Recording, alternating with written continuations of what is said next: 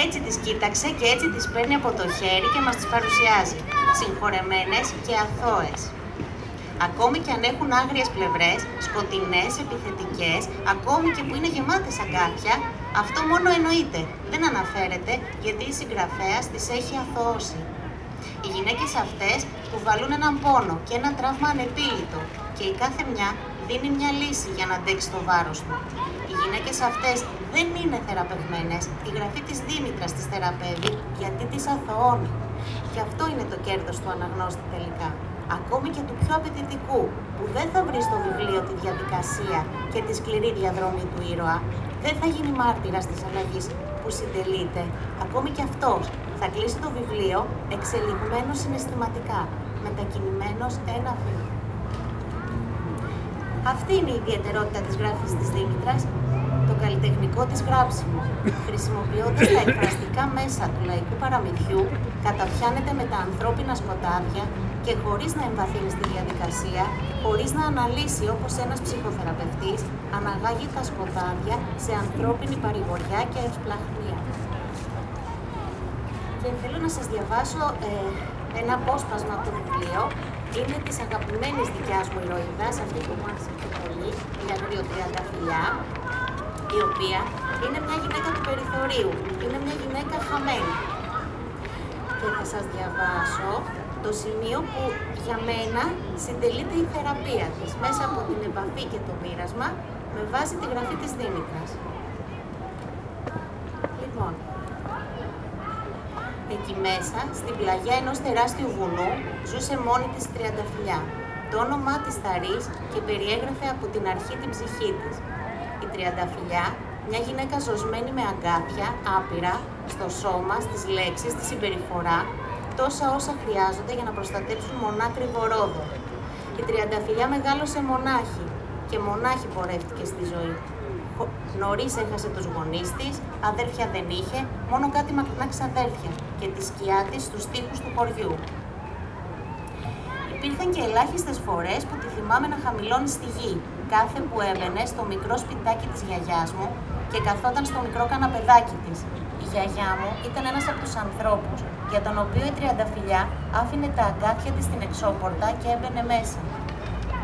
Καθόταν αμίλητη, μα προσιτή. Καμιά από τις δυο τους δεν μιλούσε. Έπιναν ένα ζεστό, την κέρναγε να φάει κάτι και έβαζαν ανάμεσά τους σαν ένα καρβέλι τον πόνο της καρδιάς τους. Τούτη η σιωπή που απλωνόταν στο μικρό σπιτάκι της γιαγιάς μου λιγόστευε τον πόνο τους, σαν να άφηνε στη μέση το καρβέλι. Μόνο τότε σηκωνόταν η Τριανταφυλλιά από το καναπεδάκι. Μόνο σαν η ματιά της γιαγιάς είχε γαληνέψει, είχε μερώσει. Τότε έβγαινε απ' έξω, έβαζε τα αγκάθια της στη θέση τους και έπαιρνε ξανά τους δρόμους. Αυτό, εγώ Δήμητρα, σε ευχαριστώ πολύ για την γραφή σου, που μας βγάζει στο φως και στην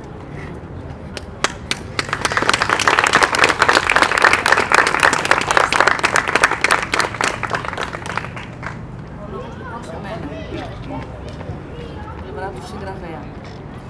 Γνώρισα την Δήμητρα Πασπαλά διαβάζοντας το πρώτο της βιβλίο, «Ψήφιρη στο κύμα», από τις εκδόσεις Αγγελάκη πάλι.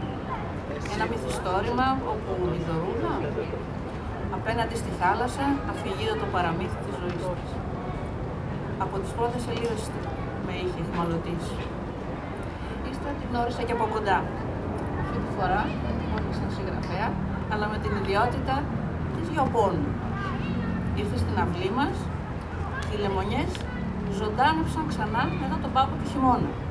Οι ελιές έδωσαν κακό και οι τριανταφυλλιές ξαναμίλησαν μαζί της και ξανανθίσανε μετά από πάρα πολύ καιρό. Η Δήμητρα Πασπαλά φαίνεται ότι το έχει με τις τριανταφυλλιές.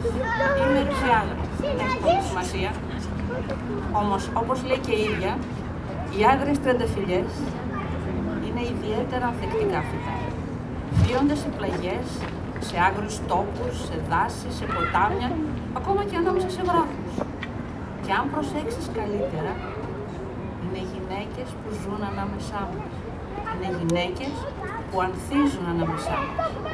Ξέρετε τι θα είναι η τριανταφυλλιά της δεύτερης ιστορίας. Το βιβλίο της «Οι Αγριοτριανταφυλλιές» είναι μια συλλογή μικρών διηγημάτων, 8 στο πρώτο μέρος και 3 στο δεύτερο. Σήμερα που τα ράφια αλλά και τα χέρια του αναγνώστη πλαντάζουν από το βάρος των σελίδων και των σελίδων, το κομψό βιβλίο των εκδόσεων Αγγελάκη με τις 100 σελίδες και έχοντας στο εξώφυλλό του ένα χαρακτηριστικό σχέδιο του Γιώργου Γκότσου, η γυναίκα αγριοτριανταφυλλιά, είναι μια απόλαυση. Από την πρώτη στιγμή, από την πρώτη σελίδα παραδόθηκα στο λόγο της.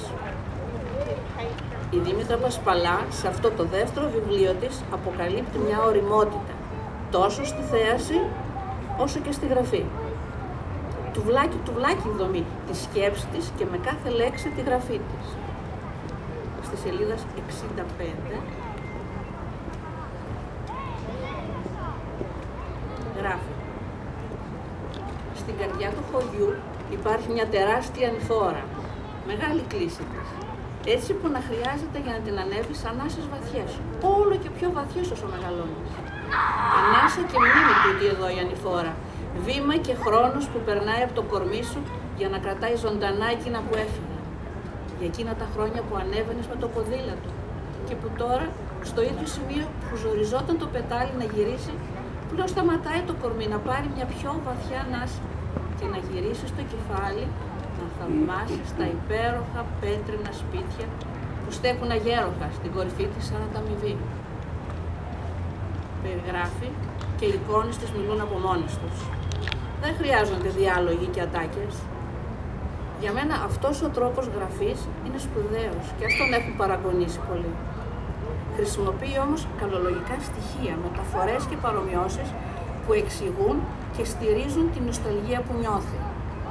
Γιατί όλο το βιβλίο της είναι μια νοσταλγία για την περασμένη παιδικότητά της. Νόστος είναι η επιστροφή, το ταξίδι της επιστροφής. Και άλογος ο πόνος, εδώ ο ψυχικός, ο εσωτερικός πόνος. Η γιαγιά μου θυμάμαι που μου έγραφε, γιατί τότε αλληλογραφούσαμε, σε φιλώ με πόνο. Δεν εννοούσε ότι πόνο είναι το χέρι. Έτσι λοιπόν περιγράφει η Δήμητρα Πασπαλά τις αγριοτριανταφυλλιές της με νοσταλγία. Στη σελίδα 16 γράφει για τη Λαφιώνα.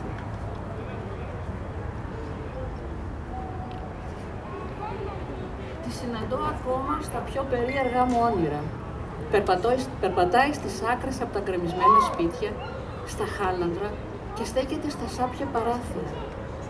Δίνει στο κάθε όνειρο τη μυρωδιά παιχνιδιού. Εκείνες τις νύχτες του καλοκαιριού που αλαργεύανε από τη γειτονιά, κρυφά από τη μάνα. Ένα αίσθημα που γίνεται συναίσθημα, το συν για μας τους αναγνώστες. Το στοιχείο των περιγραφών της που τράβηξε την προσοχή μου όμως και το ένιωσα πολύ συγγενικό είναι η πόρτα. Γράφει στη σελίδα 23. Η πόρτα ήταν ξύλινη, παλιά και δίφυλη, άβαφη για χρόνια. Είχε αποκτήσει τον γκρίζο χρώμα του γερασμένου ξύλου. Στο πάνω μέρος της υπήρχε ένα δεύτερο ξύλο ελεύθερο, που ανοιγόκλεινε με ένα απαλό σπρώξιμο. Ήταν ο ήχος της γειτονιάς μας, κάθε νυχτιά με άνοιγμα. Σαν ταξιδιώτης φωτογράφος, όταν βγαίνω στο Σεριάνι, το πράγμα που κατακτά το μάτι μου και το φακό μου είναι η πόρτα. Πάντα μου άρεσε να παρατηρώ πόρτες και παράθυρα σε παλιά σπίτια. Δεν ξέρω γιατί, απλά γιατί μου έλεγε δέσμε και φωτογράφησέ μου. Υπάρχουν πόρτες, μισόπλητες, που αναλογίζονται, πόρτες ανοιχτές που περιμένουν, πόρτες κλειστές που διηγούνται ιστορίες. Στις διηγήσεις της Δήμητρας, οι πόρτες είναι ορθάνυχτες, προσκαλούν και φιλοξενούν από την αρχή, κάνοντας το έμβα του σπιτιού φιλικό. Και ύστερα είναι ο τρόπος που η Δήμητρα διηγείται και προσκαλεί. Είναι αγαπησιάρικος, αλλά όχι γλυκερός. Στο δεύτερο μέρος της διηγήσεις της είναι από την καθημερινότητά της. Παρατηρεί τις γωνιές του δρόμου, των σκοτεινών εισόδων και ζει την ένταση της πορείας της από την αθεότητα στην ολοκλήρωση. Αν και είναι ένα βιβλίο με διηγήματα και αυτό διαβάζεται λίγο-λίγο, εγώ το διάβασα μονορούφι και σας το συνιστώ.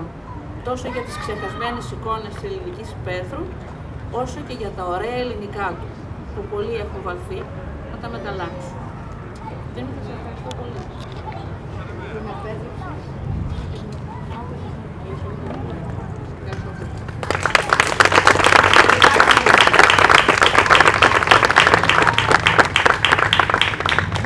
Τώρα ο λόγος για τα δύσκολα. Καλησπέρα, καλώς ορίσατε. Σας ευχαριστώ που είστε όλοι εδώ, μέσα από την καρδιά μου. Ευχαριστώ τους ανθρώπους των εκδόσεων Αγγελάκη για την κοινή πορεία από το 18 μέχρι σήμερα, τον κύριο Μάνο, τον Κωνσταντίνο, τη Στέλλα, τη Μέρη. Ευχαριστώ τον Γιώργο για το υπέροχο εξώφυλλό του και τα κορίτσια, την κυρία Χιτήρογλου και τη Βίκη μου για τις υπέροχες λεξιότητες συγκινηθεί κορίτσια που διαλέξατε να παρουσιάσουν το βιβλίο. Και όσους με βοηθούν και με οθούν να συνεχίζω να γράφω. Στο πεδίο του Άρεως, λοιπόν, ανάμεσα σε βιβλία και σε λουλούδια. Αν γυρίσουμε τα μάτια γύρω, θα δούμε σίγουρα αγριοτριανταφυλλιές. Και αν δούμε λίγο πιο επίμονα, θα δούμε και αυτές με την ανθρώπινη τους μορφή. Γυναίκες που ζουν ανάμεσά μας. Γυναίκες που με τον έναν ή τον άλλο τρόπο πέρασαν δύσκολα στη ζωή τους, μερικές από την πρώτη ανάσα τους, άλλες αναγκασμένες από το πατριαρχικό πλαίσιο που μας στοιχιώνει, άλλες από την ίδια τη ζωή, την αδικία και τη σκληρότητά της. Γυναίκες αναγκασμένες να βγάλουν αγκάθια, να θωρακιστούν με αυτά όσο μεγάλωναν και άνθιζαν. Τις γνώρισα νωρίς, στην παιδική και εφηβική μου ηλικία. Και είναι πολύ περισσότερες από αυτές που περιγράφονται στο βιβλίο. Είναι όλες μαζί. Η εικόνα τους άλλαζε σταδιακά, εξελίσσονταν. Έτσι κατέληξαν να πάρουν αυτή τη μορφή για να χωρέσουν στο χαρτί. Στόλισαν τα χρόνια μου με πέταλα και ευωδία και μου χάρισαν απλόχερα τις πληγές τους, χωρίς καν να μιλήσουν για αυτές. Οι πληγές τους ξεχύλιζαν από τα μάτια του. Για τούτες λοιπόν τις γυναίκες μιλούσα χρόνια τώρα στα παιδιά μου, αναφερόμενοι σε όλους τους ανθρώπους που θα συναντήσουν μπροστά τους, για να στέκονται σε αυτό που είναι, σε αυτό που κουβαλάνε μαζί τους και όχι σε αυτό που φαίνεται. Όσο σκληρό, θλιμμένο ή αυστηρό και να φαίνεται το περίβλημά τους, η πανοπλία τους. Έγιναν βιβλίο σε δύσκολη περίοδο της ζωής μου και μου χάρισαν φως που αντλούσα σε ελάχιστες τομείς. Μάτωσα μέσα στο φράχτη τους, αλλά οι σελίδες τους μετατράπηκαν σε μάχη ανάμεσα στο φως και στο σκοτάδι. Το φως πάντα διαχέεται όμως, έστω από τη ρογμή, την μοναδική ρογμή, και γιατρεύει. Αυτό θα ευχηθώ σε όσους επιλέξουν να ταξιδέψουν στις σελίδες τους. Να καταφέρουν να γίνουν πύλη μαγική πίσω από το φράχτη. Να γίνουν μια μακριά φαρδιά φούστα για να κρυφτούν, να νιώσουν ασφάλεια και προστασία και να αντικρίσουν το σκοτάδι τους να μετατρέπεται σε δύναμη και φως. Σας ευχαριστώ από καρδιά.